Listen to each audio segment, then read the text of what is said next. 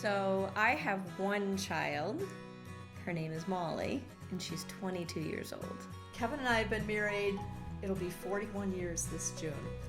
And we have 7 children ranging from ages 20 to 37 and a half. I have 3 grown children, 55, 58, and 59. I have 3. My youngest will be 2 next month, and then my oldest will be 7 in August. And I was a 3rd child of 6 kids. My mom is an amazing 94 years old. And 3rd children are well adjusted, right, Rebecca? Yes, we are. Rebecca is my 3rd child. I have 7 grandchildren as a result of being a mother, and that is wonderful. We're expecting our 12th grandchild this fall, so that's really Is it exciting. 12? It's 12. She provides a dozen grandchild version. We have 3 incredible sons-in-laws added on and 3 amazing daughters-in-laws. How do you say that? Daughters-in-law added on too. So yeah, the family's growing every day. There are a lot of things that will surprise you when you become a mom. What surprised me about motherhood was being a mother. I got pregnant when I was in high school, and I had 3 children. That surprised me.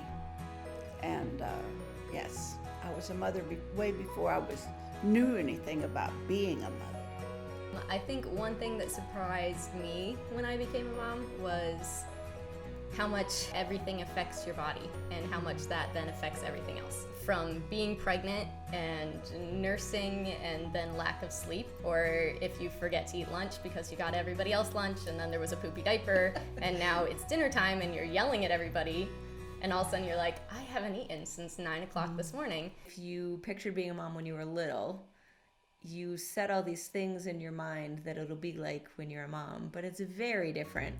You know, when I first became a mom, I think what I didn't realize or I didn't think through was the lifelong commitment.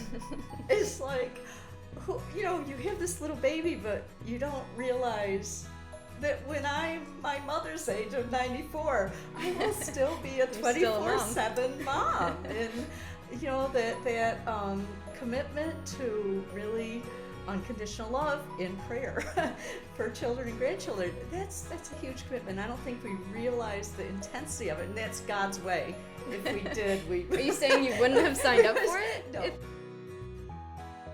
Motherhood is wonderful, horrible, messy, challenging, rewarding. Pick any of those, probably all on the same day, from moment to moment to moment. And that's what motherhood is. It really is anything that you can stick in there. Motherhood is an adventure, I would say. It's a lot of work, it's a lot of surprises, it's a lot of unexpected, it's a lot of reteaching the same thing over and over, 20 different ways. But that's all part of the adventure.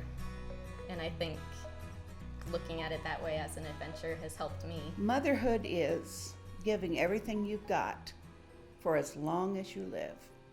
I think the word journey for motherhood, there's so much we learn.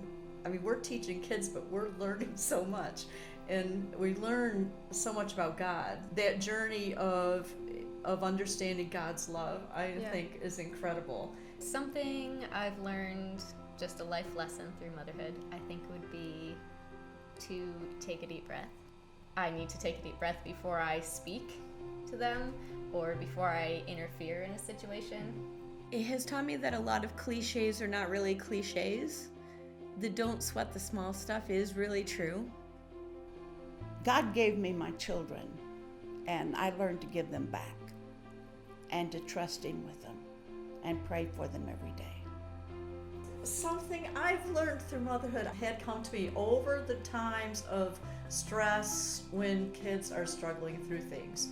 You know, we are made up of 3 parts. We have our physical being, our emotional being, and our spiritual being. And that really we can't really be healthy unless all those 3 things come into balance. It's taught me to have priorities. It's taught me that the important things are sometimes not the things you think are important right in the moment. My image that I remember my mom vividly was her hanging clothes, which was a lot of clothes, hanging clothes out on our pulleyed clotheslines on our back porch. And she'd be singing, Maresy notes and nosy notes, and little lambsy divey. I mean, it was happy-go-lucky songs. And here's Mom.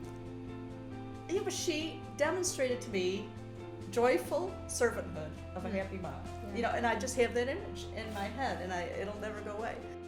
My mom was raised by a woman, my grandmother, who had 7 girls and a boy. And Mother could never remember her mother saying, I love you. So she was very careful to instill that. And so I was, as a result, to always let my kids know that I love them no matter what. Well, I would say I have a million things that I've learned from you. My mom taught me something by example. It was my mom, but it was also all of the ladies that I grew up with that taught me this, that you can be a mom to anyone. My mom was a mom to anyone that came into our house. She was a mom to all my friends. She was a mom to my cousins. She was a mom to the other kids at church. And I grew up in a church where there were a lot of moms. Everybody did that. All of the ladies were moms to everyone. So that is something that I've learned to do. And I learned it pretty well because my nickname in college was Mom on my floor. So apparently I picked it up pretty well. But that is definitely something that I have learned that is important for us to know. I've needed encouragement a lot in my life, and I like to encourage people.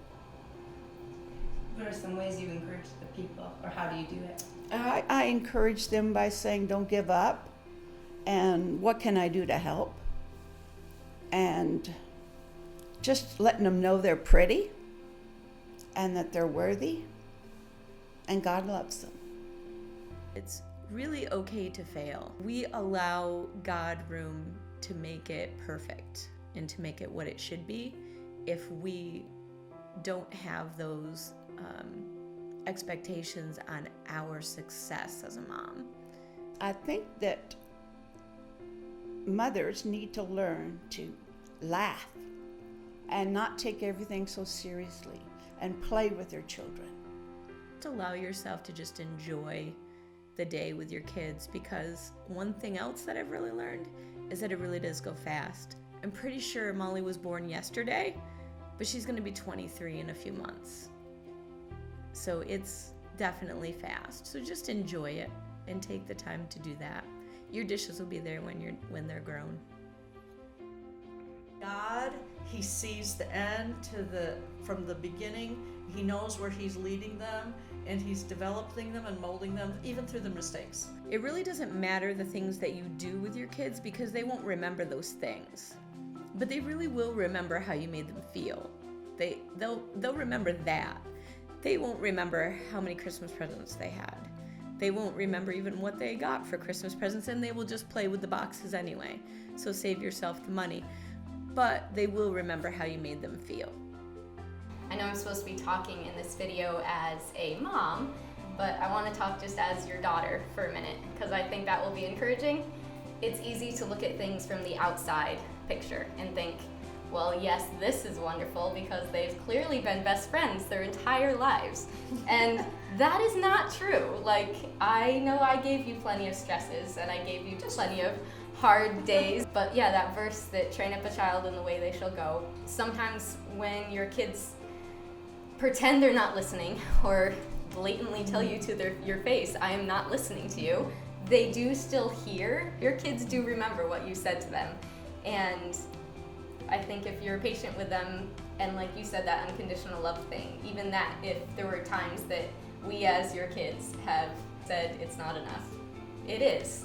And we do need that unconditional love, that you're still there. As your daughter, even if there were days that you thought, I'm failing at this, you did a really good job. My goal is to be as good of a mom as you were.